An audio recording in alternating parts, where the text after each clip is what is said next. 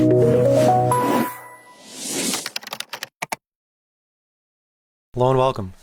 In this demonstration, I want to provide a solution for our last challenge. So I want to provide a solution to our C program that is taking a number of minutes and converting it to what that representation is in days and how many years that is. Again, not necessarily a practical program, but it will demonstrate a few key concepts that you guys can learn, mainly using arithmetic operators, getting input from the keyboard. And also, you do have to use the cast operator for this, which I might not have mentioned in the challenge, but hopefully you guys figured this out, because when you do the, maybe you don't need to use the cast operator. You shouldn't need to. Initially, I was thinking a solution needed a modulus operator, but if you do a modulus, it only takes a two ints, I think. So anyways, let's get started. Let's start up cold blocks. And let's create a project, go through the basic stuff that we're pretty good at by this point. So I'm not going to go into it in detail. You can just watch. But I'm going to create a new project, and it's going to be a console project, and definitely going to be C. And what I'm going to name this one is, again, you always want to get good, meaningful names. I'm going to say minutes conversion. So it's like a minutes conversion app. All right. And now I'm just going to modify our main.c file. So let's get rid of this, and we're going to keep the include statements, and like always, you want to add comments. Make sure you add the comments. Just because I don't do it doesn't mean you shouldn't do it. It's standard practice. It's just for efficiency and time purposes. I leave it out. So let's what I like to do at the very top of the program is declare my variables that I need to use and then initialize them. So let's start off that way. I'm going to create an integer variable for the minutes the user is going to enter, and I'm just going to call that minutes entered. I'll initialize it to 0. I'm going to create a double for years. This actually could be a long as well, depending on how much calculation you want to do, because you could actually get into a pretty big decimal point number. So long might even be a better option. But I'm just going to use a double for now. Initialize that to 0.0. And days, and I'm going to equal to that 0.0. And now I want to get input from the user. In order to get input from the user, the first thing you do is you have to tell the user to enter the input.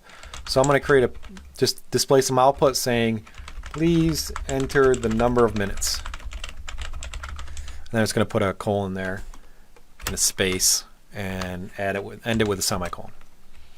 Next is I'm going to actually get the input. Right? And here's where you'd probably say get input from user as a comment. How do we get input from the user? We use the scanf function. So remember this from a while back?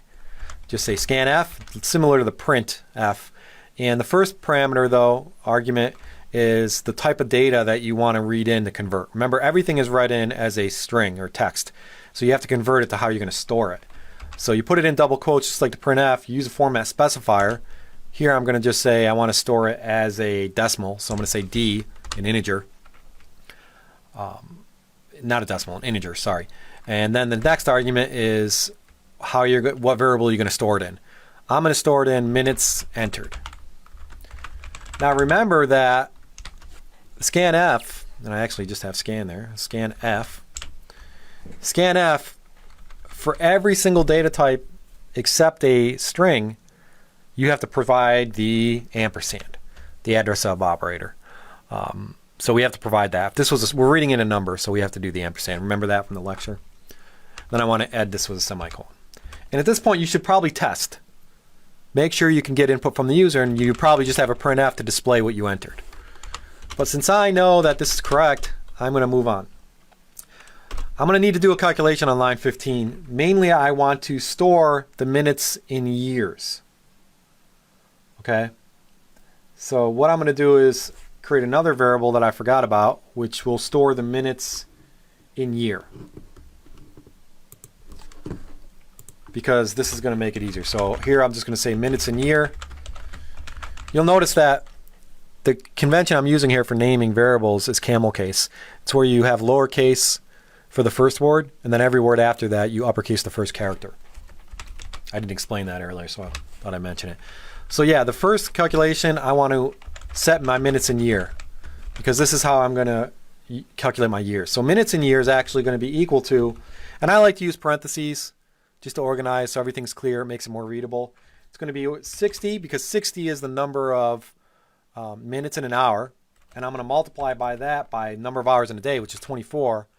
I'm going to multiply that by the number of days in a year, which is 365. And so this calculation is going to give me how many minutes are in a single year. And I can now use this to calculate my years. So here on the next line, I can say years equal. So we're using assignment operators here, the equals. And then what we're doing in those parentheses on line 16 is we're using the asterisk, which is a multiplication. Right? So pretty neat. Years is just going to be equal to, and again, I want to use parentheses, the minutes entered, which was done by the user, divided by the minutes in the year.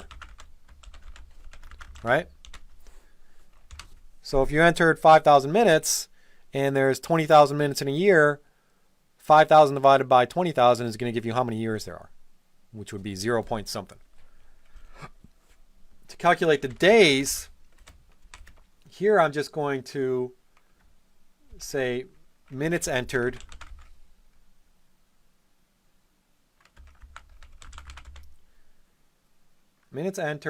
divided by 60, and 60.0, because there's what? There's 60 minutes in an hour, right? And then once I have the hours, I can then divide that by the number of days, which is 24.0. And I could have put this in another calculation if I wanted to. But again, I want to make sure that we do this in the correct order. So first I'm going to divide minutes entered divided by 60. You don't have to worry about this actually because we're doing division here. So the associativity will be left or right, and I actually don't need these parentheses. But I always like adding parentheses because it makes things more readable. So let's add that last one. That's kind of redundant. I don't even need one here, so let's just leave it out. Only the first ones. And this should display our days. Now that I've done my calculations and used some of the operators, I want to do a printf to just print out my data.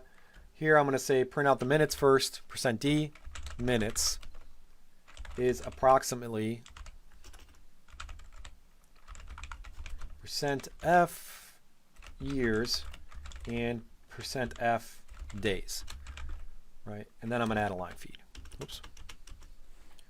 So what this is doing is we're using printf to display output of variables, and the % symbols, remember, are markup specifiers. The first thing I want to print out is minutes, so I have to put minutes after my first comma, minutes entered. The second one is the years, so I want to say years because that's %f years. And the third is days, something like that. And that should be it. I should now compile and run, and this should do my conversion for me. So let's go ahead and build.